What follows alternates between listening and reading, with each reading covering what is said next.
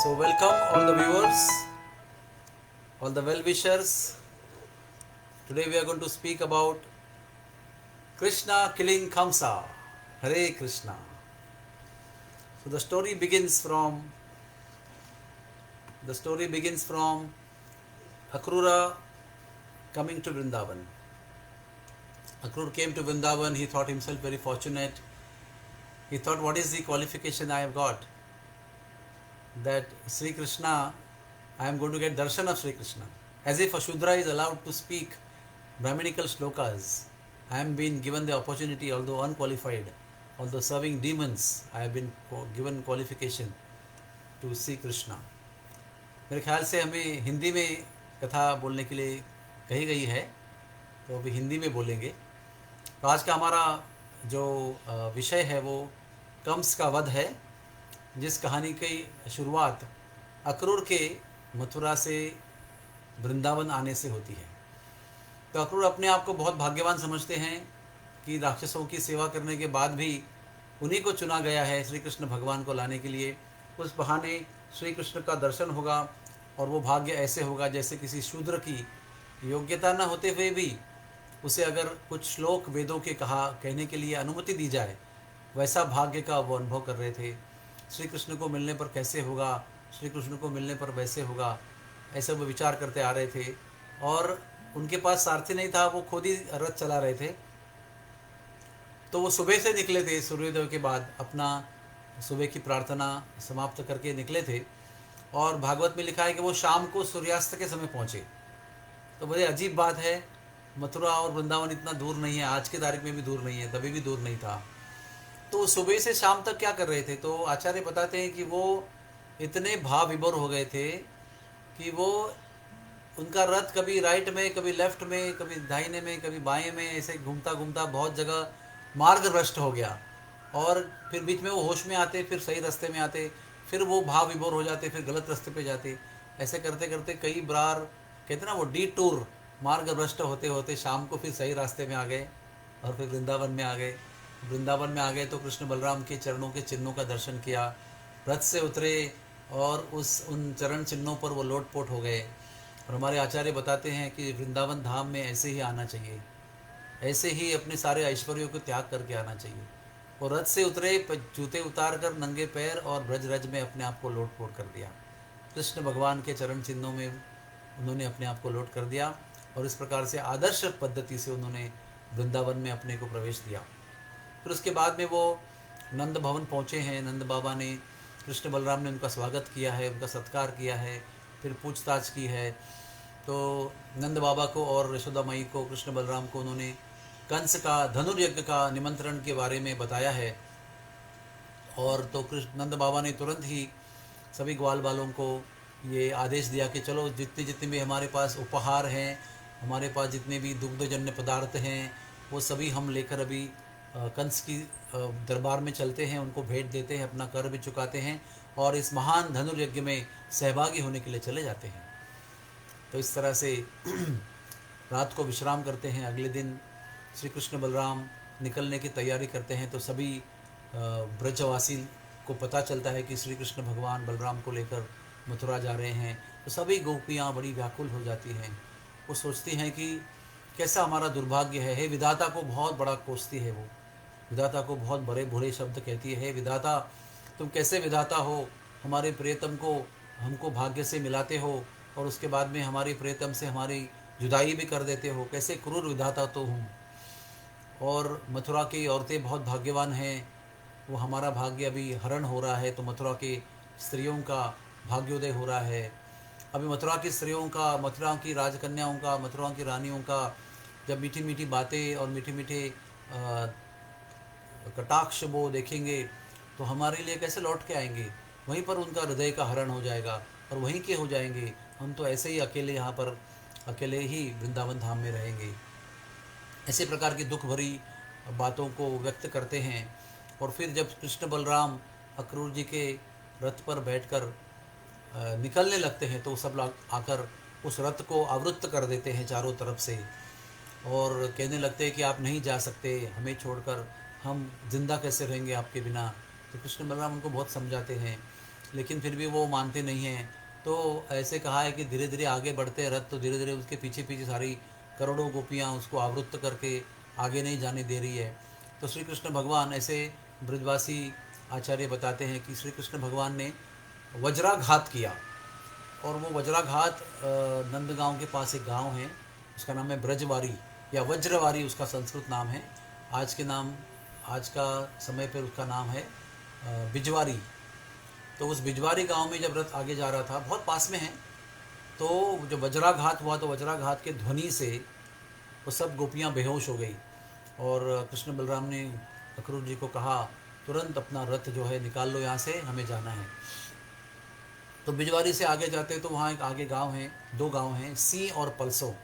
सी यानी शीघ्र और पलसो यानी डे आफ्टर टुमारो, हाँ परसों।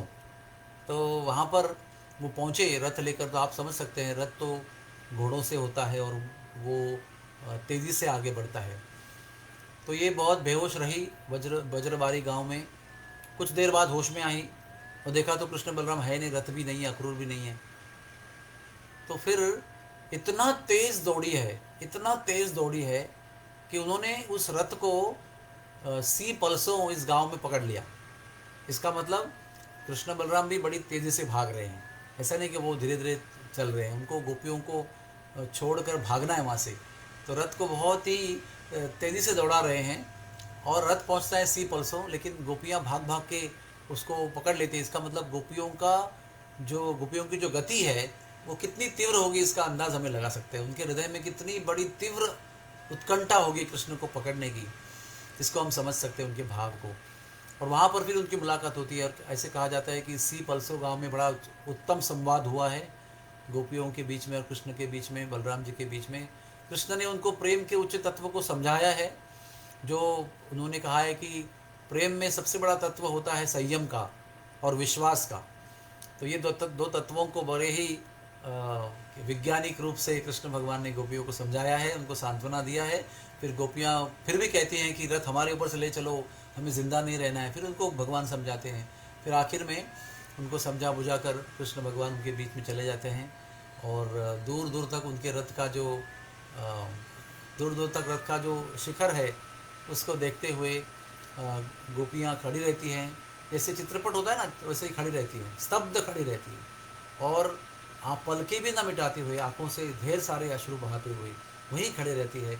और रथ एक समय पर क्षितिज के पार अदृश्य हो जाता है। फिर उसके बाद में अक्रूर जी रथ को लेकर यमुना किनारे आते हैं, वही वो फेमस जगह जिसका नाम है अक्रूर घाट। तो एक पेड़ के पास में रथ को खड़ा कर देते हैं। कृष्ण बलराम रथ से उतरते हैं, यमुना जी का निर्मल स्वच्छ स्फटिक जल को पीते हैं। और फिर उसके बाद में रथ पे आकर बैठते हैं। तो अक्रूर जी उनकी अनुमति लेते हैं कि मैं थोड़ा जमुना जी में स्नान कर लूँ। और जमुना जी में वो उतरते हैं। और जमुना जी में उतरने के पश्चात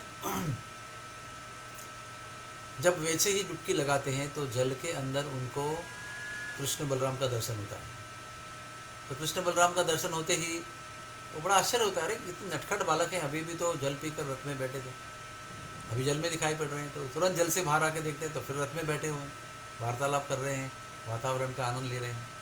तो फिर वो सोचते हैं कि मुझे भ्रम तो नहीं हो गया, और उतर जाते हैं, पानी में डुबकी लगाते हैं।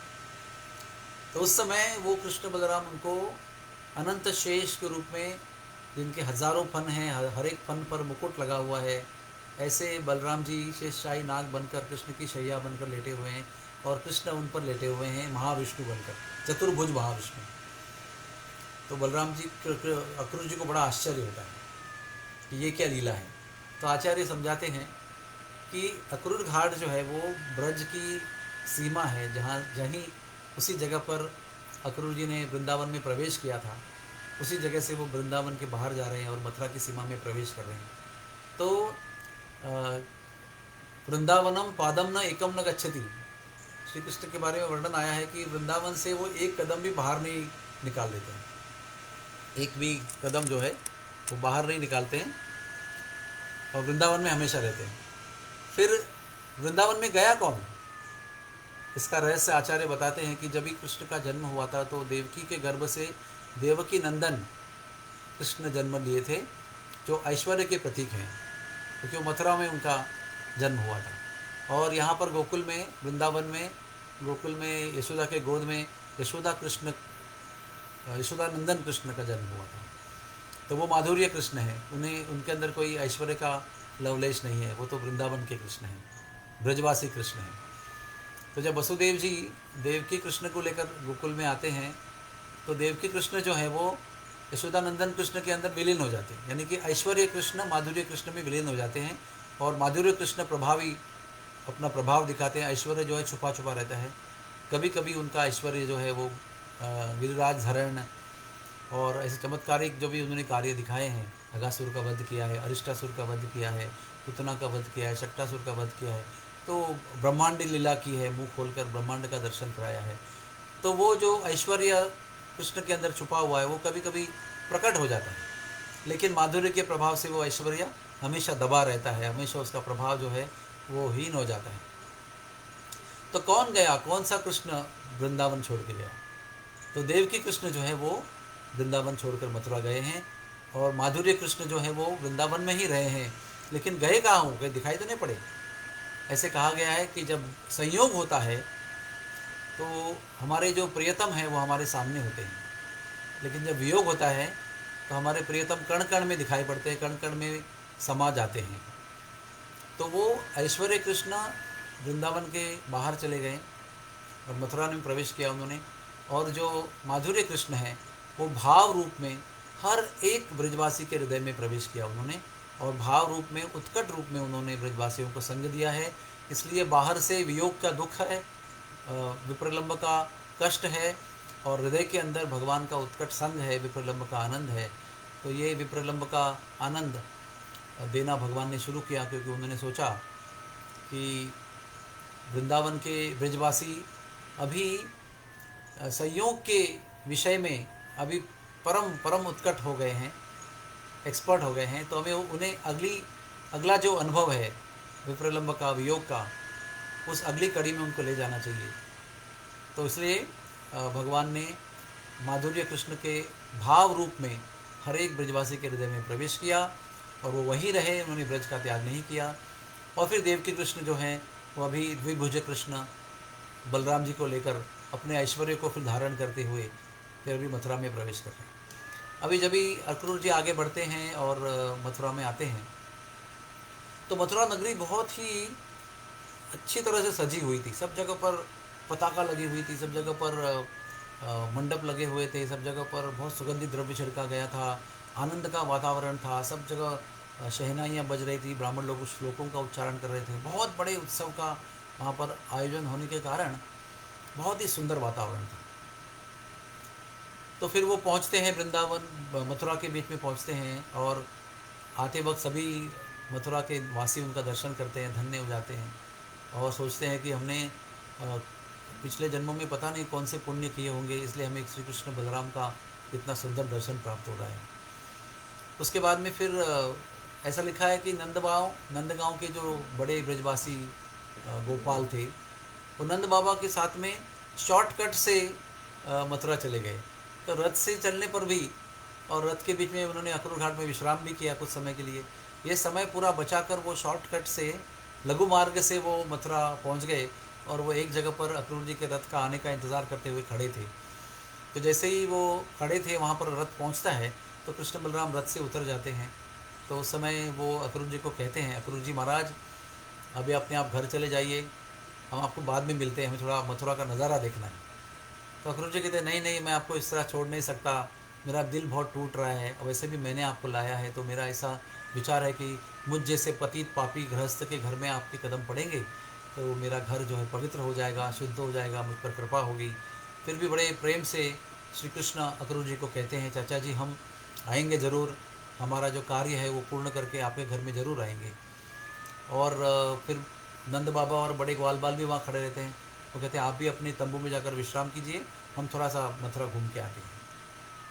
तो अभी वो सब ग्वाल बाल जो है वो कृष्ण से मिल जाते हैं, बड़े बड़े बुजुर्ग जो हैं वो सब चले जाते हैं अपने तंबू में विश्राम करने के लिए, और छोटे छोटे ग्वाल बाल जो हैं वो अभी कृष्ण के साथ में यहाँ वहाँ देख रहे हैं चारों तरफ नज़ारा। हम जानते हैं ना, जैसे गांव के लोग जब भी शहर में आते हैं तो कैसा देखते हैं, बड़ी बड़ी बिल्डिंग को देखते हैं, गाड़ियों को देखते हैं, गाड़ी का नंबर देखते हैं, कलर देखते हैं। उस तरह से गांव का, वृंदावन धाम का नज़ारा तो कुछ देहाती था, और मथुरा तो नगरी थी, वो तो शहर था, वो पूरा अद्ययावत सुख सुविधाओं से भरा हुआ था। तो वो अपने आप को बड़ा संकुचित महसूस करते हैं। कहते हैं कन्हैया जी देखो हमारे कपड़े कितने सीधे साधे हैं, हाँ, ये गांव वालों के कपड़ों के सामने ये शहर के कपड़े कितने बढ़िया दिखाई पड़ रहे हैं, इतने सुंदर सुंदर कपड़े पहन के लोग घूम रहे हैं, इतने रंग बिरंगे कपड़े पहन कर घूम रहे हैं, हमें थोड़ा सी शर्म आ रही है ये सब देख के। ऐसा हम इच्छा कर रहे हैं आपके सामने कि अगर कोई बढ़िया से वस्त्र मिल जाए तो अच्छा रहेगा। तो फिर कृष्ण ऐसे सोच ही रहे हैं उनको देखकर, उतने में एक रंगकर्मी वहाँ पे आता है। अभी हम सबको ये पता होना चाहिए कि धोबी दो प्रकार के होते हैं। एक धोबी वो होता है जो पहने हुए कपड़े धोता है और उसको फिर साफ़ करके अच्छी तरह से घड़ी करके दोबारा लेके आता है और हम उसको दोबारा पहनते हैं। वो धोबी जो होता है वो रूटीन जो हमारे घर में आता है, कपड़े ले जाता है और इस्त्री करके लेके आता है। दूसरा होता है रंगकर्मी, यानी नए नए सिलाए हुए कपड़े होते हैं ना, उस पर रंग जो है वो जमाने के लिए, रंग उसका बना रहे, रंग निकल न जाए, तो उसको कहते हैं रंगकर्मी।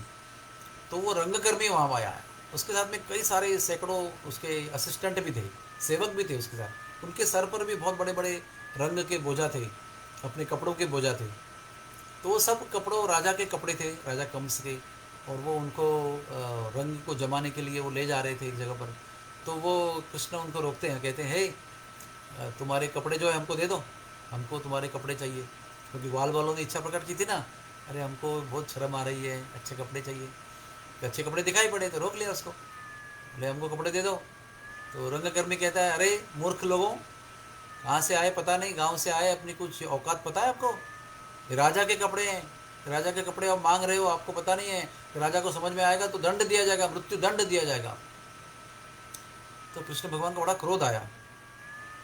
आप देख सकते हैं स्वयं परम पुरुषोत्तम, लीला पुरुषोत्तम श्री कृष्ण गोलोकेश्वर परात्पर भगवान जो हैं वो सामने खड़े होकर सेवा दे रहे हैं। हाँ, इतना बढ़िया मौका उस विपरीत मति के व्यक्ति को सामने से मिल रहा है, फिर भी क्या कहते हैं ना, जब भी चेतना सही जगह पर नहीं होती है तो परम भाग्य प्राप्त होने पर भी वो व्यक्ति विनाश काले विपरीत बुद्धि इस प्रकार से व्यवहार करता है, और परम भाग्य प्राप्त होने पर उसका दुर्भाग्य में रूपांतर कर देता है। हमारी चेतना जो है ना वो भाग्य को दुर्भाग्य में बदल सकती है, और हमारी अच्छी चेतना दुर्भाग्य को सद्भाग्य में बदल सकती है। तो ये एक ज्वलंत उदाहरण है कि परम भाग्य सामने प्रस्तुत होने पर भी ये रंगकर्मी दुर्भाग्य को निर्माण करता है। तो भगवान क्या करते हैं, अपनी उंगली लेकर दोनों उंगली से जो ऐसा गला पे घुमाते हैं तो उसका गला काट देते हैं, और वहीं के वहीं वो रंगकर्मी का देहांत हो जाता है। वो जैसे ही मुख्य रंगकर्मी का देहांत दिखाई पड़ता है तो सारे उसके असिस्टेंट जो है ना, वो सेवक लोग अपना अपना गठड़ा जो है वो डालते हैं और भाग के चले जाते हैं। जैसे वो भाग जाते हैं, कृष्ण कहते हैं अरे भाई लोग ले लो ले लो, जो जो पसंद आए ले लो। तो सब ग्वाल बाल जो अपने पसंद के कपड़े उठाते हैं और वो पहनने लगते हैं। और कृष्ण बलराम भी बहुत सुंदर कपड़े पहनते हैं। और थोड़ा आगे चलते हैं तो ग्वाल बाल बोलते हैं अरे कनुआ देखो, ऐसा है कि ये कपड़े हैं बड़े लोगों के और हम तो है छोटे छोटे बालक, तो ऐसा लग रहा है कि हम मथुरा में अच्छी झाड़ू लगा रहे हैं, अपने आप मथुरा के नगरी की रास्ते साफ़ कर रहे हैं। ये कछू ठीक नहीं हो रहा है, कछू कोई दर्जी वर्जी मिल जाए और कपड़े ठीक किए जाए और हमारे फिटिंग के बनाए जाए तो बढ़िया बात होगी। उतने में वो दर्जी आता है, उसका नाम तो भागवत में नहीं दिया है, हो सकता है मैं मिस किया होगा। तो वो दर्जी आता है तो बड़े प्रेम से कृष्ण बलराम को देखता है, और ये भी देखता है कि इनके कपड़े जो है ना वो ऐसे लंबे लंबे रास्ते में झाड़ू लगाते हुए जा रहे हैं। तो फिर वो कृष्ण बलराम कहते हैं कि ज़रा इन कपड़ों को ठीक कर दो। तो भागवत में लिखा है कि वो उसके पास भी बहुत सारे कपड़े थे, वो कपड़ा भी उसने यूज़ किया, और सारे कृष्ण बलराम का और सारे ग्वाल बालों का जितने भी कपड़े थे ना एकदम फिटिंग कर दिया, पूरा फर्स्ट क्लास एकदम बढ़िया फिटिंग कर दिया और सुंदर बना दिया सब लोगों को। तो अभी देखो वो सीधे साधे कपड़े पहन कर आए थे ग्वाल बाल, अभी एकदम चमकदार हो गए वो, और सुंदर फिटिंग कपड़े हो गए रंग बिरंगी, और अभी बहुत खुश हो गए ग्वाल बाल। वाह क्या बात है, हमारे कन्हैया जी का क्या वट है, जहाँ भी जाता है वहाँ पर ऐसे लोग मिल जाते हैं। अरे कोई कमी नहीं है किस बात की, कृष्ण के साथ में रहेंगे तो अरे कहीं भी जाए तो कभी भी कोई भी कमियाँ सब पूरी हो जाती हैं। देखो कैसे अचानक रंगकर्मी भी आ गया, अरे पता नहीं कहाँ से आ गया वो, और पता नहीं कहाँ दर्जी आ गया इनकी कृपा से। तो अभी ये सोच कर चल ही रहे हैं। अभी ब्रजवासी जो बालक होते हैं ना, बड़े मज़ेदार होते हैं। तो सोचते हैं अरे कन्हैया अभी कपड़े भी मिल गए, अभी नाप के भी बन गए, अभी कछु वो एक माला है जाए फूलों की तो बढ़िया है वो। तो बोला बढ़िया बात है, क्योंकि ब्रजवासियों को ना कुछ कुछ बेसिक चीज़ें लगाने की आदत है। हाँ, धोती कुर्ता पहनते हैं और फिर वो माला पहनते हैं फर्स्ट क्लास, फिर चंदन लगाते हैं और फिर जाते हैं बाहर, उनको आनंद आता है बहुत। तो अभी बोल रहे हैं कि अरे कपड़े हो गए, अभी तुमने मालाएं का भी, माला भी अगर योजना हो जाए, उसकी व्यवस्था हो जाए तो बढ़िया होगा। तो उतने में वो सुदामा माली वहाँ से आता है। सुदामा माली के यहाँ पर वो पहुँचते हैं, तो सुदामा माली को कहते हैं कि कुछ फूलों की माला हो जाए तो बढ़िया है। तो उन्होंने तुरंत तत्परता से जितने भी फल फूल जो चुन के रखे थे, उसकी सुंदर सुंदर माला बनाकर कृष्ण बलराम को पहनाई। इतनी सुंदर उसका वर्णन है। कृष्ण बलराम जो है ना, ऐसा कहा गया कि मैं बताना भूल गया आपको, वो जो टेलर था उसको भगवान ने बड़ा आनंद आशीर्वाद दिया कि मृत्यु के बाद तुम भगवान मतलब सारूप्य मुक्ति प्राप्त करोगे, और साथ साथ जब तक जीवन है तब तक तुम ऐश्वर्य, शारीरिक शक्ति और प्रभाव यानी कि इन्फ्लुएंस, और अच्छी स्मरण शक्ति, और बहुत ही इंद्रियों में शक्ति का अनुभव करोगे। ऐसा उन्होंने वो टेलर को वरदान दिया। उसके बाद में वो जब सुदामा माली आया तो सुदामा माली के माला पहनाने से कृष्ण बलराम बड़े खुश हो गए। उसके बाद में वो माली ने ना सभी ब्रजवासी बालकों को मालाएं पहनाई और सबको बड़ा खुश कर दिया। कृष्ण भगवान के भक्त जब खुश हो गए, उनको अच्छी तरह उसने बिठाया भी। तो उसके बाद में अर्घ्य दिया, फूलों की मालाएं पहनाई, पान दिया और चंदन का लेप लगाया, और बहुत सारे अंदर सुंदर सुंदर उनको भेंट वस्तु दी। तो सुदामा ने कहा कि आपके आने से मेरा जन्म जो है पवित्र हो गया है, और मुझे आज्ञा दीजिए, मैं आपका सेवक हूँ, जो भी आपकी इच्छा है मैं पूर्ण करना चाहता हूँ। मैं आपकी सेवा करने से मैं बड़ा परम भाग्य को प्राप्त कर सकूँ। तो सुदामा ने सभी लोगों को मालाएं पहनाई, कि भगवान ने उनको आशीर्वाद दिया है। और सुदामा जैसे सुदामा का जो भक्ति थी भगवान के प्रति, तो सुदामा को भगवान ने ऐसा वरदान दिया कि आपको शक्ति मिले, दीर्घायु मिले, आपका यश बढ़े, आपका सौंदर्य बढ़े, और आपकी जो प्रॉस्पेरिटी, समृद्धि जो है आपके परिवार की वो बढ़ती रहे। और श्री कृष्ण बलराम फिर उन्होंने उनको विदा किया, और विदा करके आगे जा रहे थे। तो अभी ब्रजवासी बालक क्या बोल रहे हैं, अरे कन्हैया बढ़िया कपड़ा है गए, बड़े फिटिंग भी है गए, माला भी है गई, एक बात बची है अभी, चंदन भी है जाए तो बड़ो आनंद आ जाए। तो उतने में वहाँ पर एक कन्या आती है। हाँ, उसका नाम त्रिवक्रा है। और त्रिवक्रा नाम की जो कन्या है वो 3 जगह पर उसके शरीर को बाँक है। त्रिवक्रा 3 जगह पर शरीर वक्र है उसका। उसका एक नाम कुब्जा भी है। कुब्जा मतलब इंग्लिश में कहते हैं हंच बैक वुमन, जिसको कुबड़ी आ गई है, पीठ पे, पीठ उसकी ऐसी दबी हुई है और पीठ पे ऐसा एक गोल है, और 3 जगह पर जवान होते हुए भी 3 जगह पर उसको बाँक है, और उसके हाथ में चंदन का बड़ा पात्र है। और आचार्य बताते हैं ब्रजवासी लोग कि चंदन जो है ना, वो कभी भी शरीर से मजबूत शक्तिमान व्यक्ति को बनाने को नहीं देना चाहिए। क्योंकि अगर शरीर से मजबूत व्यक्ति अगर उसको बनाएगा ना, घिसेगा ना, तो वो चंदन के टुकड़े तोड़ देगा, और चंदन में बड़े बड़े टुकड़े लकड़ी के होंगे। तो कहते हैं कि चंदन का जो घिसने का काम है ना, मराठी में कहते चंदन उगाड़ने, वो जो काम है ना, वो नाजुक औरतों को देना चाहिए या कमज़ोर लोगों को देना चाहिए। क्योंकि फिर वो कमज़ोर होते तो उसको धीरे धीरे धीरे उगाड़ेंगे तो बड़ो महीन उसकी पेस्ट बन जाएगी, बहुत सुंदर पेस्ट बन जाएगी। तो इसलिए ये चंदन जो कंस का था, उसको बनाने का काम ना इस कमज़ोर औरत, जो शरीर से कमज़ोर थी वैसे, उसको दिया गया था। तो बड़े प्रेम से धीरे धीरे उगालती थी और बहुत महीन उसकी पेस्ट बनाती थी। उसमें केसर डालती थी मौसम के अनुसार, कभी कपूर डालती थी गर्मी के अनुसार। तो बड़ा ही मनोहारी और प्रसन्नता देने वाला चंदन जो है वो कुब्जा बनाती थी, खास कंस के लिए। कंस को उसके हाथ का चंदन बड़ा पसंद होता था। तो वो कुब्जा जो है वो अभी उनको मिलती है रास्ता में। तो वो कृष्ण कहते हैं, हे सुंदरी, कहाँ जा रही हो, हमें कुछ चंदन की ज़रूरत है, मिल सकेगा? तो कृष्ण को देखकर, बलराम जी को देखकर वो कन्या जो है इतनी मोहित हो जाती है कि मुझको तो सब लोग त्रिवक्रा कुब्जा कहते हैं, और ये तो मुझे बड़ी सुंदरी करके पुकार रहे हैं। हाँ, कृष्ण भगवान अपने इन शब्दों से आने वाले भविष्य की उसको एक कल्पना दे रहे हैं कि भविष्य में क्या होने वाला है। तुम जो त्रिवक्रा हो सुंदरी बनने वाली हो, इसका एक निर्देश करते हो उसको। तो कुब्जा कहती है कि तुम दोनों को देखकर मैं बड़ी मोहित हो गई हूँ, और ये मेरा जो भी चंदन मैंने बनाया हो, कि हो सकता है कंस के लिए बनाया होगा, लेकिन अभी मेरा दिल कहता है कि ये सब आपके लिए है। अभी आप जानते नहीं हो इस समय वो सब लोग कहाँ थे।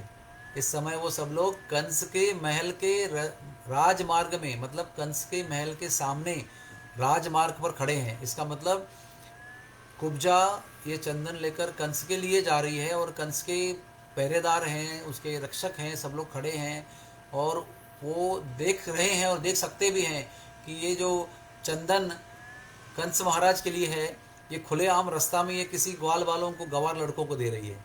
तो उसको दंड भी हो सकता है, उसके जीवित की हानि भी हो सकती है। लेकिन कुब्जा का जो आचार्य गण है वो बहुत गौरव करते हैं कि कुब्जा शरीर से कमज़ोर थी लेकिन मन से बड़ी खंभीर थी और निर्भय थी। हाँ, और वो रंगकर्मी जो है वो बड़ा भयभीत था, वो कंस के भय से भयभीत था, और उसने इसलिए कृष्ण बलराम से भी दुश्मनी मोल ली।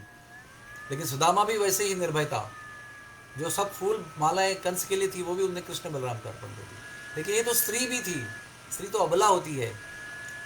फिर भी आचार्य लोग कुब्जा की जो निर्भयता का बड़ा गौरव करते हैं। इतना कंस के महल के सामने खड़े होकर कृष्ण बलराम को उसने चंदन लगाया, और उसके चंदन से लगाने से कृष्ण बलराम और सुशोभित हो गए और कहते तेजस्वी लगने लगे। फिर उसके बाद में कृष्ण बलराम ने इशारा किया तो कुब्जा ने ना सभी ग्वाल बालों को भी चंदन लगाया, और सारा चंदन समाप्त हो गया, और वो इतनी प्रसन्न हो गई अपनी हाथों से कृष्ण बलराम के दिव्य शरीरों को चंदन लगाकर उनका प्रसन्न करके कुब्जा बड़ी प्रसन्न हो गई। और फिर कुब्जा ने फिर कृष्ण ने क्या किया, उसके पैर के अंगूठे पर अपना अंगूठा रखा और दबाया उसको, और अपने जो ये उंगलियां हैं ना उसके गाल पर रखी, उसके हनुवटी के नीचे रखी ऐसे उंगलियां, और उसके सर को ऐसे जोर से झटका दिया, cut cut cut cut cut cut करके खड़ा कर दिया उसको। उसके पीछे जो बाँक था वो सीधा कर दिया, और जैसे ही वो सीधी हो गई उसके सौंदर्य में अपरिमित वृद्धि हो गई, और कुब्जा एक परम सौंदर्यवती बन गई। और जैसे ही कृष्ण के शरीर का स्पर्श हो गया, कृष्ण की उंगलियों का स्पर्श हो गया, तो कुब्जा के मन में वो माधुर्य भाव, श्रृंगार भाव उत्पन्न हो गया। जैसे ही कृष्ण का स्पर्श हुआ, दिव्य स्पर्श, उससे ही माधुर्य भाव हृदय में जागृत हो गया, कृष्ण के प्रति श्रृंगार भाव। तो उसने सबके सामने भी, बीच रास्ते में खड़ी है, इतने सारे लोग, बड़े भैया बलदाऊ जी भी खड़े हैं, सब ग्वाल बाल खड़े हैं, फिर भी कामातुर होकर वो कृष्ण को कहती है, अरे तुमने मेरे हृदय में प्रेम की ज्योति जगाई और तुम जाने की बात कर रहे हो? नहीं नहीं, मैं तुम्हें छोड़ नहीं सकती। सबके बीच में धोती पकड़ी और कहती है चलो मेरे घर चलो और मुझे कुछ प्रेम का आदान प्रदान करने का मौका दो। तो कृष्ण बड़ा भगवान जो है ना बड़े संकोच में आ गए बेचारे। अभी बलदाऊ जी को देख रहे हैं, बलदाऊ जी भी उनको देख रहे हैं, सब बाल बाल देख रहे हैं, अरे ये कृष्ण की तो बढ़िया, जहाँ जाए वहाँ सखियाँ मिल जाती है प्रेम करने वाली। लेकिन कृष्ण बड़े संकोच में आते कहते देखो कुब्जा, मैं तुम्हारी इच्छा ज़रूर पूरी करूँगा, लेकिन थोड़ा मुझे ये मथुरा घूमने की इच्छा है, ज़रा उत्सव आनंद देखने की इच्छा है, थोड़ा नज़ारा देखने की इच्छा है। ये सब पूरा करके मैं आ जाऊँगा तुम्हारे घर में, और तुम्हारी जो आतिथ्य करने की इच्छा है उसको मैं पूरी कर दूँगा। तो कैसे बोलते ना, वो कैसे भी मीठे मीठे बोल के उन्हें अभी जान बचाई उससे, और वो वहाँ से निकल गए। फिर उसके आगे पहुँचते हैं तो वहाँ पर एक बड़ा ऐसा एरिया होता है, बहुत बड़ा विशाल मैदान जैसा होता है, और उसमें वो धनुष्य रखा होता है, कंस का धनुष्य। उसकी छोटी सी कहानी ऐसी है कि वो धनुष्य जो है वो जब जब कंस जो दिग्विजय करने को निकला था ना, इसका वर्णन गर्ग संहिता में आता है।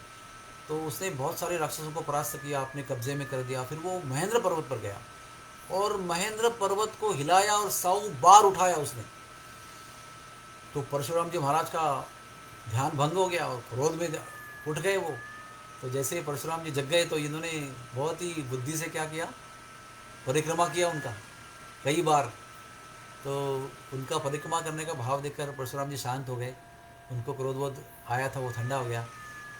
तो उन्होंने क्या किया कि तुम्हें इतना अपनी शक्ति पर गर्व है, ये लो ये विष्णु का धनुष्य उठाओ।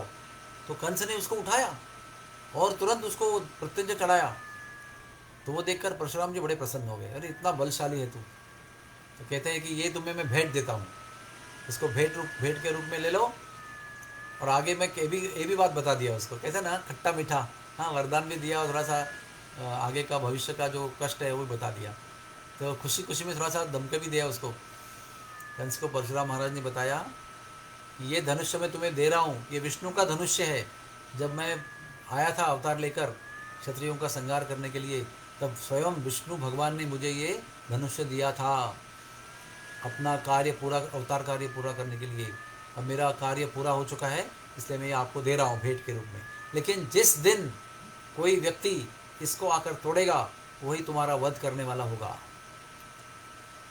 तो वो बड़ा दिव्य धनुष्य था, वो मथुरा नगरी की शोभा था। वो कई सैकड़ों सैनिक उसके सेवा में थे, और कई ऐसे कहते हैं कि 500 बैल लगते थे उसको बैलगाड़ी में बैठकर ले जाने के लिए। ऐसा महान धनुष्य था। वो जो सीता ने उठाया था उससे भी ये मनुष्य धनुष्य महान था, क्योंकि सीता जी का धनुष्य तो था, तो सीता जी ने उठाया था वो शिव धनुष्य था। और वो भी विष्णु और शंकर भगवान के युद्ध में विष्णु भगवान के हुंकार से शिथिल हो गया हुआ वो धनुष्य था जो जनक महाराज के पास में आया था।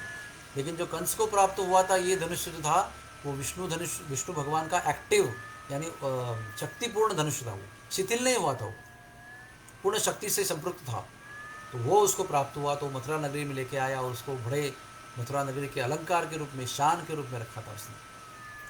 तो कृष्ण भगवान ने वो जो धनुष था उसके इलाके में प्रवेश किया, दोनों ने बाल बालों के साथ। और बहुत सारे पहरेदार थे उधर, उनको रोकने लगे। अरे सबको धक्का देकर कृष्ण भगवान आगे चले गए और सबके सामने जाकर उस धनुष को ऐसे उठा लिया, बाएं हाथ से हवा में उठाया, प्रत्यंच चढ़ाया, ऐसा डोरी खींचा उसका और टणत्कार किया, जोर से खींचा। जब भी उसका प्रत्यंचा खींचा तो वो धनुष्य बीच में टूट गया और इतनी भयंकर ध्वनि हो गई उसकी, इतनी भयंकर ध्वनि हो गई कि वो ध्वनि से पृथ्वी कांप उठी। और वो ध्वनि कंस के कान पर जाकर गिरी बहुत दूर महल में। तो कंस को समझ में आया, अभी मेरा काल जो है वो मेरे मथुरा नगरी में प्रवेश कर चुका है। क्योंकि अगर धनुष्य का वध हो चुका है तो वो कृष्ण बलराम ने ही किया होगा जिनको मैंने न्योता दिया यहाँ पर। तो उसका भय आरंभ हो गया वहाँ पर। और जैसे ही धनुष्य का भंग हो गया तो सारे सैनिकों ने कृष्ण बलराम पर आक्रमण किया। तो कृष्ण बलराम ने वो टूटे हुए 2 धनुष्य थे, टुकड़े थे, एक एक उठाया और सबको दे दिया, सबके ऊपर प्रहार किया उसका। और सब सैनिक कुछ ही क्षणों में वहाँ पर धराशायी मृत हो गए। फिर वह धनुष्य को वहीं फेंका ऐसे सब। कृष्ण बलराम बोले चलो अभी जाते हैं घर पे। और फिर नंद बाबा के तंबू में गए और वहाँ पर उन्होंने विश्राम किया। और सुबह उठे। अभी रात में क्या हुआ, जब ये खबर पहुंच गई कि धनुष टूट गया और छोटे छोटे बालकों ने तोड़ दिया, तो पहले से ही कंस तो भयभीत था ही, उसको अपने मृत्यु के बारे में अंदाज था, आकाशवाणी की याद भी थी उसको। रात भर तड़पता रहा भय से, पहले से ही भयग्रस्त था ही वो। इतने सारे राक्षसों को भेजा, सब लोग मृत होकर, कोई लौट कर नहीं आया, सब लोग वन वे टिकट लेकर गए वापस लौट कर नहीं आए। अभी तो काल मथुरा नगरी में आकर तो परशुराम की वाणी भी सत्य हो गई। तो कहते हैं उस रात को इतने बड़े अपशकुनों का अनुभव किया कंस ने। रात भर वो सो नहीं पाया बेचारा, रात भर तड़पता रहा। अपने आईने में खड़ा रहा तो अपने आप को देख रहा है, लेकिन सिर के बिना देख रहा है, बिना मुंडी का देख रहा है। उसकी परछाई में छेद दिखाई पड़ रहा है, उसके पैर के निशान नहीं पड़ रहे हैं। वो अपने आप को पैर के बिना, वो जो है होते ना वो फुट के बिना देख रहा है। और उसको सब जगह पर कृष्ण दिख रहा है। अरे पर्दे उड़ रहे, लग रहा है कि हवा के रूप, झोंके के भूत के रूप में कृष्ण आ रहा है। जोर जोर से चिल्ला रहा है रात को। सैनिक आकर बोले महाराज जी क्या हो गया, महाराज जी क्या हो गया, वो देखो पर्दे के पास कृष्ण है। तो पर्दा ऊपर उठा के देखता है, अरे महाराज जी कोई नहीं यहाँ पर, खाली हवा आ रही है, कुछ नहीं, आप आराम से लेट जाइए। कितना पसीना पसीना हो गए, तौलिया देता है, पोंछ देता है, सब कुछ। कहते हैं महाराज जी आप तो बहुत थके हुए हैं, जरा जलपान कीजिए। तो सुंदर ग्लास में उनको जल ला के देता है प्याले में। तो वो पीने को जाते हैं तो उस पर कृष्ण दिखाई पड़ते हैं। अरे कृष्ण कृष्ण करके उसको फेंक देता है ग्लास को, इसमें भी कृष्ण है, और ग्लास टूट जाता है। अरे महाराज यहाँ पर कोई नहीं है, आप आराम से इतना सो जाइए। सैनिक भी बड़ा आश्चर्य में हो जाता है, लेकिन पता ही चलता नहीं राजा इतने भयभीत क्यों हैं। इतने महापराक्रमी दिग्विजयी सभी विश्व के राक्षसों को अपने कब्जे में किए हुए अपने महाराज इतने भयभीत क्यों हैं। तो कहते हैं कि कृष्ण ने भय से ही कृष्ण को प्राप्त किया। कंस ने केवल भय से और निरंतर भय युक्त स्मृति से कंस ने कृष्ण को सारूप्य मुक्ति प्राप्त करनी। एनीवे वो आगे की बात है। तो रात भर ऐसे भयंकर भय में उसने बिताई और सुबह फिर कैसे है ना जनता के सामने बिल्कुल उत्सव की तैयारी में लग गया, अपने मन लगाने लग गया। और उत्सव की जो अखाड़ा था उसके ब्राह्मणों ने आकर पूजा की, मंत्र मंत्र बोले। कंस उसका यजमान था, उसके यजमानत्व में अखाड़े की पूजा हो गई। और फिर कृष्ण बलराम उठे अपने तंबू में, प्रातर्वधि आटो करके सुंदर सुशोभित वस्त्र पहनकर वो निकले दोनों। और वो जब अखाड़े में प्रवेश कर ही रहे थे तो जानबूझकर वो कूलापीड़ हाथी था ना, वो उनके रास्ता में था, बार बार उसका मार्ग रोक रहा था। उसका जो था ना माहुत जो उस पर बैठा हुआ है, उसको बताया गया था कि इनको रोकना है, उधर ही उनको ख़त्म कर देना है। तो वो बार बार वो उसको नशा करके, नशा पिलाकर, मतलब शराब पिलाकर, उसको मदोन्मत्त करके, वो जो ऊपर बैठा हुआ माहुत है ना उसको कोस रहा है, जाओ इसके ऊपर आक्रमण करो। तो कृष्ण भगवान शांति से कहते हैं देखो रास्ता दो, नहीं तो परिणाम अच्छा नहीं होगा। तो वो और क्रोधित होकर हाथी को उन पर छोड़ता है। तो फिर वह हाथी आक्रमण करता है कृष्ण के ऊपर। तो कृष्ण जाकर उसके पीछे छुप जाते हैं, उसके पूंछ के पास। तो हाथी एकदम क्रोध में आ जाता है कि मेरा जो सावज है जिसको मुझे मारना है वो मेरी नज़रों से ओझल हो गया है। तो गोल गोल घूमता है कि कृष्ण उसकी पूंछ पकड़ते हैं और कहते हैं कि कई मीटर तक उसको खींच के ले जाते हैं पूंछ पकड़कर। बड़ा त्रस्त हो जाता है हाथी। कहते हैं उस हाथी के अंदर बड़ा तपोबल था, 1000 सामान्य हाथियों का बल था उसके अंदर, और बड़ी तपस्या से अनंत शक्तियाँ प्राप्त की थी, सिद्धियाँ प्राप्त की थी, ऐसा वो भयंकर हाथी था। तो उस हाथी को बड़ी देर से खींचते हैं, घसीटते हैं, फिर उसके सामने आते हैं तो क्रोध आता है उसको और उस पर आक्रमण करता है। तो उसको सूंड से खींचते हैं और फिर अचानक उसके पैरों में गिर जाते हैं। तो पैरों से कृष्ण भगवान बीच में आने से लड़खड़ा कर वो हाथी गिर जाता है। फिर उसको सामने आते हैं कृष्ण, उसको एक जोर से तमाचा मारते हैं मुंह पे। तमाचा मारते ही वो कुछ समय के लिए अंधा हो जाता है, कुछ दिखाई नहीं पड़ता उसको, वो ऐसा बावरा सा होकर गिर जाता है। फिर जब वो गिर जाता है लड़खड़ाते हुए तमाचा खाने के बाद, तो श्री कृष्ण भगवान उस पर पैर रखकर उसका एक दांत जो है, हस्तिदंत जो है, उखाड़ लेते हैं। और वो उखाड़े हुए हस्तिदंत से मार मार कर उस हाथी का वध कर देते हैं। फिर बलराम जी वहाँ से आते हैं, दूसरा दांत उखाड़ लेते हैं पैर रखकर उसके ऊपर, और वो माहुत जो है उसको भी उसी उखड़े हुए हस्तिदंत से मार मार कर उसका भी वध कर देते हैं। और सब लोग देखने वाले इतने आश्चर्यचकित होते हैं कि इतने से बालक, कोमल कोमल से, हाँ 11 साल की उम्र सुखदेव जी बताते हैं, इतने कोमल से उम्र के छोटे छोटे बालक जो है इतने बड़े 1000 हाथी वाले बल वाले हाथी को इतना आसानी से मार दिया उन्होंने। और फिर वो उनके ऊपर वो हाथी के खून के छींटे पड़े हुए हैं शरीर पर, और कंधे पे ऐसे एक एक दांत जो हाथी का पकड़ कर वो ऐसे सिंह की तरह अखाड़े में प्रवेश करते हैं। हाँ, अनंत सूर्यों का तेज लेकर प्रवेश करते हैं। तो उसको देखकर, हाथी का वध हुआ देखकर कंस और भयभीत हो जाता है, सब लोग भयभीत हो जाते हैं। इतना बड़ा हाथी जो किसी को, उसको कोई मार नहीं सकता था, ऐसे हाथी को कृष्ण ने इतने लीलया यानी इतने आसानी से मार दिया। वैसे रुबाब से प्रवेश करते आ रही। तो सामने उनके जो ना वर्ल्ड रेसलिंग चैंपियन महान योद्धा जो पहाड़ जैसे थे, उनके जो स्नायु थे वो ऐसे मोटे मोटे, ऐसा कंधे उनके बड़े बड़े, आकाश में विराज, बहुत आकाश समान ऊंची ऊंचाई थी। जो दो महान जो मल्ल युद्ध करने वाले, हाँ मल्ल, उनके सामने आ गए, चाणूर और मुष्टिक। तो चाणूर को देखकर कृष्ण बोलते हैं, अरे तुम तो इतने बड़े वर्ल्ड चैंपियन हो, तुम्हारा शरीर देखो कितने पहाड़ जैसा है, हम तो छोटे छोटे बालक हैं। अरे हम अरे तो मल्ल युद्ध जो है ना वो इक्वल्स, मतलब जो समबल होते हैं ना, समबल एक दूसरे के बराबर होते हैं, उनके बीच में ये मल्ल युद्ध होता है, हम तो आपके सामने बालक हैं। चाणूर तारीफ करता है कृष्ण की, अरे तुम साधारण बालक नहीं हो, जिसके अंदर 1000 हाथियों का बल था, ऐसे महासिद्ध हाथी कूलापीड़ को तुमने अभी अभी हमारे सामने मारा है। तुम तो बहुत राक्षसों को भी वृंदावन में मार चुके हो, जो बड़े बड़े मल्ल युद्ध में कुशल थे और शक्तिशाली थे और सिद्ध थे, हमने सुना है आपके बारे में। तो आप कोई कमज़ोर नहीं हो, हम जानते हैं आप बड़े सक्षम हो, बड़े शक्तिशाली हो, इसलिए हम और आपके सामने युद्ध करने के लिए तैयार हैं, आपको भी तैयार होना चाहिए। तो कृष्ण कहते हैं ठीक है। तो चाणूर कहते हैं कि तुम हमारे साथ लड़ो और मुष्टिक को बलराम के साथ लड़ने दो। फिर उनका दोनों का मल्ल युद्ध आरंभ होता है। तो सुखदेव जी महाराज भागवत का वर्णन करते हैं कि छाती से छाती मुष्टि से मुष्टि, दंड से दंड, कंधे से कंधा, सर से सर, पैर से पैर, टकरा टकरा कर बहुत भयंकर टणत्कार करते हुए युद्ध होता है उनका। जैसे कोई दो पहाड़ जो है ना वो एक दूसरे को बार बार टकरा रहे हो, ऐसे भयंकर ध्वनि करते हुए मल्ल युद्ध आरंभ होता है। फिर दोनों योद्धा, दोनों को मतलब चारों योद्धा अपने दूसरों को, प्रतिद्वंद्वी को बहुत सारे प्रहार करते हैं। मुष्टि से करते हैं, पैर से करते हैं, घुटने से करते हैं, शरीर से करते हैं, कंधे से करते हैं, दंड से करते हैं। ऐसा मंडलाकार घूमते हैं और जितने भी कुश्ती के धोबी पछाड़ जैसे जितने भी दांव पेच है सब लगा लेते हैं। और उसके बाद में फिर बहुत देर बार जैसे बिल्ली अपने किसी खिलौने को खिलाती रहती है, ऐसे बहुत देर खेल खेल में खेलने के बाद में कृष्ण भगवान फिर आखिर 3 प्रहार करते हैं जोरदार चाणूर के ऊपर, और चाणूर जो है वो गिर जाता है ज़मीन पर। फिर उसके बॉडी पर बैठकर भगवान उसको अनेक प्रहार करते हैं और चाणूर का देहांत हो जाता है। यहाँ पर बलराम जी भी बहुत देर तक युद्ध करने के बाद में एक सर पे प्रहार करते हैं मुष्टिक के, और मुष्टिक भी धराशायी हो जाता है। तो कंस को बड़ा आश्चर्य होता है, चाणूर और मुष्टिक पूरे विश्व के सबसे सर्वश्रेष्ठ मल्ल योद्धा 2 बालकों के हाथ से वध हो गए।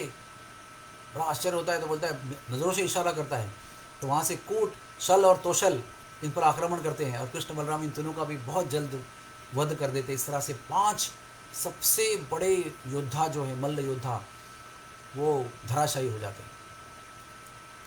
और जब युद्ध होता रहता है ना, एक बहुत मज़ेदार बात होती है, उसको बताना ज़रूरी है कि जब ये युद्ध हो रहा है घमासान और ये बालकों को ऊपर वो महान पहाड़ जैसे राक्षसों से मल्ल युद्ध के अंतर्गत प्रहार हो रहे हैं, तो जो औरतें हैं मथुरा की वो बड़ी दुखी हो जाती है। वो कहते हैं ये तो अन्याय हो रहा है, कंस के सामने, राजा के सामने ये अन्याय होता हुआ राजा देख रहा है, उसका आनंद ले रहा है, और हमें भी यहाँ पर देखने को प्राप्त हो रहा है। तो हमको इस अन्याय को देखते हुए यहाँ बैठना नहीं चाहिए, क्योंकि अन्याय को होते हुए जब हम देखते रहते हैं तो वो अन्याय का दुष्परिणाम देखने वाले पर भी होता है। या तो हमको अन्याय को बंद करना चाहिए, या तो अपनों को अन्याय खुद जाकर रोकना चाहिए, या तो वहाँ से ही चले जाना चाहिए। अगर हमको अन्याय में रोकने में अगर हमारी समर्थता नहीं है तो हमको निकलना चाहिए। तो बड़े तत्व को उन्होंने बताया यहाँ पर। किसी भी जगह पर जहाँ रहते हैं हम लोग, काम करते हैं या हमारा नौकरी करते हैं या हमारा व्यवसाय करते हैं या हम रहते हैं, किसी भी इलाके में अगर अन्याय होता हुआ हम देखते रहते हैं तो उस अन्याय करने का पाप भी हमको प्राप्त हो जाता है। और उतने में बात कर ही रहे हैं सब लोग, तो उतने में चाणूर मुष्टिक का वध हो जाता है। उसके पहले मैं एक बात बताना भूल गया। जब उन्होंने प्रवेश किया अखाड़े में तो सभी प्रकार के लोगों ने कृष्ण को अलग अलग रूप में देखा। स्त्रियों ने उसको कामदेव के रूप में देखा, वो सब योद्धाओं ने उनको बड़े योद्धा की तरह देखा। हाँ, नंदगांव के बाल बालों ने और बुजुर्गों ने उनको बालक की तरह देखा, और स्त्रियों ने उनको कामदेव की तरह देखा, और योगियों ने उनको परमात्मा के रूप में देखा, और सब प्रकार के लोग थे वहाँ पर। कंस ने साक्षात मृत्यु, मेरे साक्षात काल मेरे सामने आ रहा है, ऐसा दर्शन किया। हाँ, ये यथा माम प्रपद्यन्ते ताम तथैव भजाम्य हम। जैसे जैसे हम अपने आप को कृष्ण के सामने प्रस्तुत करते हैं वैसे वैसे कृष्ण हमको दर्शन देते हैं। जो जो हमारा भाव होता है, एक ही व्यक्ति है लेकिन जिस जिसका भाव जिस प्रकार से है वैसे वैसे वे व्यक्ति उसको दर्शन प्राप्त होता है। इसके बाद फिर जब चाणूर मुष्टिक, शल, कूट और तोशल का वध होता है तो कंस जो है वो एकदम तिलमिला उठता है। वो कहता है, मारो इनको, सैनिकों, इनको आक्रमण करो, इनको कैप्चर करो, इनका वध करो, इनकी बूटी बूटी उतार दो, और ये नंद बाबा वसुदेव का वध कर दो, देवकी का वध कर दो, ये सब ग्वाल वालों का धन छीन लो, उनको अरेस्ट कर दो। ऐसे पागलों की तरह ऑर्डर देता है और सब सैनिक टूट पड़ते हैं। ऐसे आने को देखते हैं तो उतने में कृष्ण भगवान जो है ना एक बड़ी छलांग लगाकर ऊंचे आसन पर बैठे हुए कंस के सामने प्रकट हो जाते हैं। कंस बड़ी ऊंची आसन पर बैठा था, बड़ी सीढ़ियाँ थी उसके, जमीन के लेवल से कृष्ण भगवान ने छलांग लगाई तो सीधे कृष्ण कंस के सामने खड़े हो गए। कंस को अनुभूति हुई कि साक्षात काल जो है मेरा सामने खड़ा हो गया है। फिर भी इतना भय से वो कांप रहा था, फिर भी तलवार निकाली। जो तलवार को देखकर देवता भी कांपते थे, वो तलवार निकाली। लेकिन ऐसा वर्णन किया है आचार्यों ने कि कंस इतना भयग्रस्त था, इतना भयग्रस्त था। वैसे तो बड़ा दिग्विजय योद्धा था, बड़ा पराक्रमी, महापराक्रमी, महेंद्र पर्वत को 100 बार उठाया था उसने, परशुराम को भी प्रभावित किया, तो इतना बल था उसके अंदर। लेकिन भय के होने की वजह से वो तलवार को चला भी नहीं पाया। इसलिए ऐसा कहते हैं कि शरीर का बल और सामर्थ्य से आदमी का सामर्थ्य नहीं बनता है, आदमी का मन सामर्थ्य होना चाहिए। जब मन के अंदर निर्भयता होती है, जब मन भय से मुक्त होता है, तो पतले से पतला व्यक्ति भी पराक्रम दिखाता है। जब मन कमज़ोर होता है, भय से ग्रस्त होता है, तो बड़े से बड़ा व्यक्ति शरीर से जो सामर्थ्यवान दिखता है वो भी ढीला ढीला पड़ जाता है। इतना महापराक्रमी कंस भी तलवार को चला नहीं पाया। कृष्ण भगवान ने छलांग लगाई, ऐसे उसके बाल पकड़े और जब खींचे तो कहते हैं उसका जो इतना जो प्रकाशमान मुकुट पहन कर रखा था, वो मुकुट जो है वो धड़ाधड़ जमीन पर जाके गिर गया। और उस बालों को पकड़कर उस कृष्ण भगवान ने उसको खींचकर सीढ़ियों से उतारकर जमीन के सर पर लाया, अखाड़े में लाया। क्यों, आगे बताऊंगा। और फिर कंस कृष्ण के अभी आप वर्णन करेंगे ना, पढ़ेंगे भागवत में, तो ऐसा वर्णन नहीं आया है कि उन्होंने घुटने से घुटने भिड़ाए, कंधे से कंधे भिड़ाए, सर से सर भिड़ाए, मुष्टि से मुष्टि भिड़ाई, आघात किया, ऐसा कुछ भी वर्णन नहीं आया। वर ये तो युद्ध तल और शूल शल और तोशल और कूट और चाणूर मुष्टिक के साथ में हुआ। लेकिन कंस ने प्रतिकार में कोई मल्ल युद्ध नहीं खेला। कंस तो इतना भयग्रस्त हो गया था, अभी तो सुन रहा था, अभी तो सामने दर्शन करके अभी उसी को पकड़ा गया तो एकदम पूरा भयग्रस्त हो गया वो। तो कृष्ण ने केवल उसको जमीन पे गिराया, पहले घसीट के नीचे लेके आए, जमीन पर गिराया, छाती पर बैठकर इससे मुक्के मारे एक लगातार उसको, कि वो मुक्के मुक्के खाकर ही बिना प्रतिकार का ही कंस का देहांत हो गया। बोलो कंस का वध करने वाले कृष्ण भगवान की जय। जैसे ही कंस गत प्राण हो गया, हाँ, तो भगवान ने फिर उसके बाल पकड़े और उसके बाल को पकड़ के पूरे अखाड़े में चारों तरफ घुमाया, जहाँ जहाँ जितने भी हजारों करोड़ों लोग बैठे थे उनके सामने उन्होंने घुमाया, ये दिखाने के लिए कि इस महादुष्ट कंस का वध हो गया है, वो गत प्राण हो गया है। उसके पीछे आचार्य बताते हैं कारण ये था कि अबला बहन अपनी देवकी, उसके विवाह के प्रसंग में, नव विवाहिता थी उस समय, नव परिणीता बहू थी उस समय, वधू थी, उसको रथ में अपनी आकाशवाणी, अपनी मृत्यु के वर्णन करने वाली आकाशवाणी सुनकर उस अबला नवविवाहित बहन को बाल पकड़कर तलवार उठाकर उसका सर छेड़ने लगा। शास्त्र में लिखा है कभी भी स्त्री के बाल नहीं पकड़ना चाहिए। सबसे बड़ा अपमान स्त्री के शील का तब होता है जब कोई पुरुष उसके बाल पकड़ता है, चाहे वो पति क्यों ना हो, चाहे वो भाई क्यों ना हो, चाहे उसका लड़का क्यों ना हो, कोई भी हो। औरतों के बाल को कभी छूना नहीं चाहिए, वो उनका शील का, उनके चरित्र का सबसे बड़ा अपमान है। तो कंस ने अब उनकी, कृष्ण की माता का बाल पकड़कर सर काटने का प्रयास किया। उसके बदले में कृष्ण भगवान ने बाल से उसको पकड़ के घसीटा और मृत्यु के बाद में बाल से पूरा अखाड़ा घसीटा उसका, और ये दिखा दिया कि क्या अंजाम होता है उस व्यक्ति का जो स्त्री को बाल पकड़ के उसका अपमान करता है। और उसके बाद में फिर सभी कंस के जितने भाई थे, यानी कि कृष्ण के आलुद्र मामा थे, कंक नाम का प्रधान था कंस का छोटा भाई, और उनमें ही बड़ा था। तो कंक नाम के भाई के नेतृत्व में कंस के सारे भाई ने आक्रमण किया। कृष्ण ने बलराम जी को आदेश दिया, भैया तुम इनका वध करो। तो सारे कंक आदि कंस के भाइयों का बलराम जी ने वध किया है। तो सभी शत्रु पक्ष का वध हो गया है।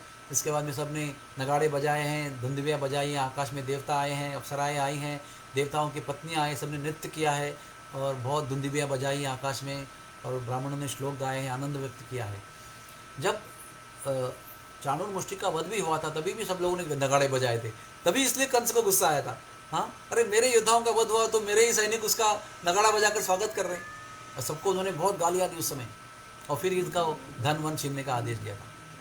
अभी सब लोगों ने दिल से नगाड़े बजाए, दिल से आनंद व्यक्त किया।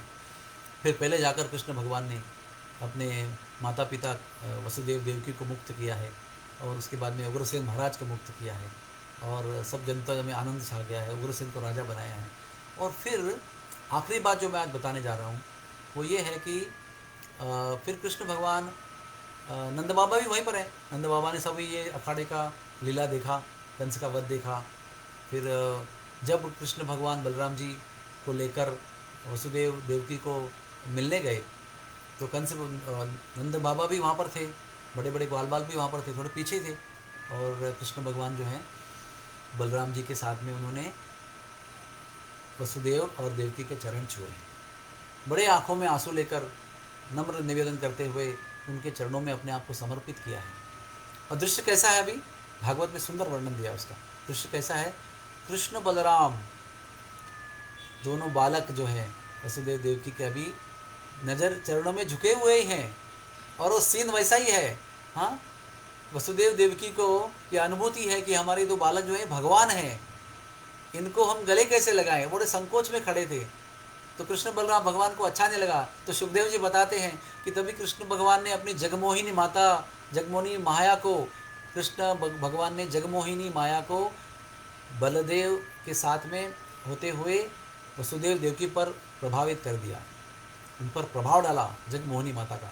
उसका प्रभाव क्या है, ये जो ज्ञान था वसुदेव देवकी के मन में कि कृष्ण बलराम भगवान है, ये भाव होने की वजह से माता पिता का प्रेम प्रकट करने में वो असमर्थ थे, और वसुदेव देवकी से माता पिता का प्रेम का अनुभव करने के लिए कृष्ण बलराम व्याकुल थे और आतुर थे। इसलिए कृष्ण ने अपनी जगमोहिनी माया से वसुदेव देवकी का भगवान होने का जो कृष्ण बलराम भगवान होने का जो ज्ञान था वो छीन लिया। जैसे ही जगमोहिनी माया का प्रभाव वसुदेव और देवकी पर हुआ, तुरंत वो भूल गए कि ये भगवान है, तुरंत झुक गए, तुरंत उठाया, अपने बालकों को गले लगाया है, और दोनों ने गले लगाकर अश्रुओं का सिंचन किया, उनके ऊपर अश्रुओं का स्नान कराया कृष्ण बलराम को। फिर कृष्ण बलराम भी बहुत आंसू बहाए हैं, और कहा, वहाँ पर एक बहुत सुंदर है, कभी अभी प्रसंग नहीं है, समय भी कम है, लेकिन वहाँ पर कृष्ण भगवान ने माता पिता की सेवा के विषय में बहुत सुंदर उपदेश किए हैं। बहुत ही सुंदर कृष्ण भगवान ने अपने पूरे मानव जाति के लिए, देवताओं के लिए, सभीयों के लिए माता पिता की सेवा करना कितना आवश्यक है, और माता पिता सेवा न करने से क्या होता है, और कैसे मैं इतने साल तक वृंदावन में था और आपकी सेवा नहीं कर पाया, आपकी सेवा में कुछ भी नहीं कर पाया, इसलिए मैं कैसे अपने आप को अपराधी महसूस कर रहा हूँ। इसके बारे में कृष्ण ने बहुत सुंदर वर्णन किया है। आप लोग कभी फुर्सत से उसको पढ़िए, अपने व्यावहारिक जीवन में, अपने प्रैक्टिकल लाइफ में बहुत ही कीमती उपदेश भगवान ने वहाँ पर माता पिता की सेवा के लिए किए हैं। तो फिर कृष्ण भगवान कहते हैं माता पिता को कि आप अभी जो आज्ञा करेंगे वो हम पूर्ण करने को तैयार हैं, इतने समय से आपकी सेवा नहीं कर पाए। सब नंद बाबा पीछे खड़े होकर सुन रहे हैं। तो माता पिता कहते हैं कि हमने भी तुम्हारे प्रति कोई संस्कार नहीं किया, तुम्हें गुरुकुल नहीं भेजा, कोई बालकपन के संस्कार नहीं किए, कोई जनीव संस्कार नहीं किया, कोई गायत्री मंत्र का संस्कार नहीं किया, तो बहुत सारे हमारे कर्तव्य पूरे करने बाकी है, तो अभी आप यहीं रहो और हमें अपने कर्तव्य आपके प्रति करने के लिए मौका दो। तो तुरंत कृष्ण भगवान कहते हैं, हाँ हाँ, जैसे आपकी इच्छा हम पूरी करेंगे। अभी ये जो प्रसंग है, नंद बाबा स्तब्ध हो जाते हैं जब ये सुनते हैं। हमारे यहाँ पर ना एक भक्ति वेदांत अस्पताल में एक बिरजी बाबा एडमिट हुए थे, नंद बाबा, नंदगांव के गोसाई, बड़े कर्रे गोसाई थे, वो कर्रे ब्रजवासी थे, पक्के एकदम, बात करने में वगैरह एकदम, व्यवहार में हृदय से एकदम ब्रजवासी थे। तो वो हमारे पास एक बार ऑपरेशन करने के लिए आए थे, और वो सब लोगों को एक कहानी सुनाते थे। और जैसे ही वसुदेव और देवकी के सामने कृष्ण झुके हुए हैं और उनको कह रहे हैं कि आपकी आज्ञा हम पूरी करेंगे, और कृष्ण बलराम को वसुदेव देवकी कहते हैं कि यहीं रह जाओ, उस पॉइंट पर ये बिरजी बाबा ब्रजभूषण गोस्वामी फूट फूट कर रोते थे, और आगे वाली कहानी बोलने में असमर्थ होते थे। उनकी कहानी वहीं पर समाप्त होती थी, क्योंकि मैं उनके साथ में हमेशा रहता था, तो कई बार उनको एक कहानी बताते हुए मैं वहाँ पर उपस्थित था, और हर बार जब इस मोड़ पर कहानी आती थी तो ब्रजभूषण जी बाबा जो है ना, वो फूट फूट कर बालक की तरह रोते थे। तो मैंने परम पूज्य राधानाथ महाराज को ये बताया कि ये जो बिरजी बाबा आपके मित्र हैं, ये भक्ति वेदांत अस्पताल में बड़ी लीला कर रहे हैं। हाँ, सबको ये कहानी बताते हैं अक्रूर गमन की और कंस के वध की, और इस मोड़ पर आकर बहुत फूट फूट कर होते हैं, इसका कारण क्या है? तो परम पूज्य राधानाथ महाराज ने बताया कि नंदगांव वासियों के लिए दो प्रसंग बड़े दुखदायी थे। एक, कृष्ण भगवान का वसुदेव के सामने झुक जाकर कहना कि मैं आपकी आज्ञा को पालन करूंगा, और उनका कहना कि आप यहीं रह जाओ, ये सबसे बड़ा दुखद प्रसंग था। तो सबसे बड़ा आघात उसका नंद बाबा पे हुआ, और उसका परिणाम फिर सारे नंदगांव वासियों पर हुआ। और दूसरा आघात जो है उनके ऊपर, वो उद्धव जी का भेंट। जब उद्धव जी आए तो जो पहले विरह में थे डूबे हुए, उनका जो विरह जो है वो हजारों करोड़ गुना प्रकट हो गया, और बड़े ही कृष्ण के विरह का उन्होंने उद्धव जी के भेंट में अनुभव किया। आज भी नंदगांव में उद्धव जी के विषय में 8-8 दिन तक नाटिकाएं होती है, 8-8 घंटे की हर दिन की, और ब्रजवासी केवल रोते हैं और रोते हैं। इसलिए बिरजू बाबा भी इस प्रसंग को बताते हुए बहुत फूट फूट कर रोया करते थे। तो आगे की बड़ी दर्दनाक कहानी है, किस प्रकार से नंद बाबा नंदगांव पहुँचे हैं, वो किसी अलग प्रवचन में आपको बताएंगे। तो इस प्रकार से कंस का वध करके भगवान ने मथुरा नगरी में शांति प्रस्थापित की, उग्रसेन महाराज को राजा बनाया और वसुदेव देवकी के साथ रहे। वहाँ से उज्जैन गए, 64 दिन में 64 कलाओं का ज्ञान प्राप्त किया भगवान होने के नाते, बहुत सारी सुंदर सुंदर लीलाओं को संपन्न किया। हरे कृष्णा। तो अभी किसी को प्रश्न है तो कैसे समझें उसको, कि आपको प्रश्न है और उसका उत्तर देने का प्रयास भी कर सकते हैं। तो अगर कोई प्रश्न है तो हम उसका जवाब देंगे। जैसे श्री कृष्ण भगवान के चिंतन में जिस प्रकार से कृष्ण भगवान ने कंस का वध किया है और कंस को वध करके सारूप्य मुक्ति को दिलाया है, क्योंकि श्लोक में, एक पुराण में श्लोक आता है कि शिशुपाल ने द्वेष करके भगवान को प्राप्त किया और गोपियों ने काम से भगवान को प्राप्त किया, काम भावना से, और कंस ने भय से भगवान को प्राप्त किया। लेकिन हमारे लिए संदेश यह है कि हमारे लिए कभी भी हमें नकारात्मक भावना से भगवान को प्राप्त नहीं करना चाहिए। हमें सकारात्मक भावना से, प्रेम से, भक्ति से, समर्पण से, त्याग से, भजन से, सेवा से भगवान को प्राप्त करना चाहिए। ये भय, द्वेष, काम, इस भावना से भगवान को प्राप्त करने का प्रयास नहीं करना चाहिए। जितना हो सके उतना शुद्ध भावना से भगवान को प्राप्त करने का प्रयास करना चाहिए। तो इसी के साथ में सभी दर्शकों का, सभी श्रोताओं का मैं हृदय से धन्यवाद देता हूँ, क्योंकि श्रोता है तो वक्ता को मौका है, और श्रोता हैं तो वक्ता के भाग्य का उदय होता है, और श्रोताओं से अधिक वक्ता का लाभ होता है। इसलिए आपने मुझे ये कथा कहने का मौका दिया, इसलिए सबसे अधिक लाभ मेरा है। इस लाभ के प्रति मैं आप सबका हृदय से धन्यवाद देता हूँ। हरे कृष्णा कृष्ण कृष्ण हरे हरे, हरे राम राम राम हरे हरे।